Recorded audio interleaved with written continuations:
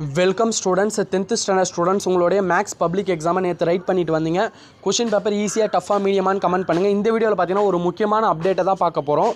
உங்களுக்கு 10th maths பொறுத்த வரைக்கும் ஓவராலாக கொஷின் பேப்பர் ஈஸியாக தான் கேட்டிருந்தாங்க. But 2 mark compulsory 28th sum and 5 mark compulsory 42 சம்மும் பார்த்தீங்கன்னா க்ரியேட்டிவாக கேட்டிருந்தாங்க. க்ரியேட்டிவ் மீன்ஸ் உங்கள் புக்கில் அந்த கொஷின் இல்லை, ஆனால் உங்கள் புக்கு மெத்தடை வச்சு தான் அந்த கொஷின் கேட்டிருக்காங்க. இதற்கு 7 மார்க்ஸ் கிரேஸ் மார்க் வருமா வராதான்னு எதிர்பார்த்துருப்பீங்க. இந்த கொஷின் பார்த்தீங்கன்னா கரெக்டாக இருக்குது. ஃபஸ்ட்டு பார்த்தீங்கன்னா கொஷின் அவங்க கொடுத்துருக்க கொஷின் கரெக்டாக இருக்குது, ஆனால் அந்த கொஷின்லாம் புக்கில் இல்லை. இந்த கொஷினுக்கு கிரேஸ் மார்க் கிடைக்குமா கிடைக்காதான்னு பார்த்தீங்கன்னா அஃபிஷியல் ஆன்சர் கீ வந்தவொடனே தான் நம்ம டீட்டெயிலாக சொல்ல முடியும். ஆனால் கொஷின் பார்த்தீங்கன்னா ரொம்ப சிம்பிளான கொஷின் தான். ஈஸியாக இந்த கொஷின் அட்டன் பண்ணலாம். கிரேஸ் மார்க் டீட்டெயில் வேணும்னா நம்ம பார்த்தீங்கன்னா அஃபிஷியல் ஆன்சர் கீ வந்தவொடனே தான் கன்ஃபார்ம் அதை சொல்ல முடியும். இப்போதைக்கு பார்த்தீங்கன்னா கிரேஸ் மார்க் சம்மந்தப்பட்ட எந்த முடிவும் எடுக்கப்படலை. அஃபிஷியல் ஆன்சர் கீ உங்கள் பேப்பர் வேல்யூவேஷன் அப்போ அஃபிஷியல் ஆன்சர் கீ வரும். அப்போ பார்த்தீங்கன்னா நமக்கு எத்தனை மார்க் கிரேஸ் மார்க்குன்னு நம்ம தெரிஞ்சிடும்.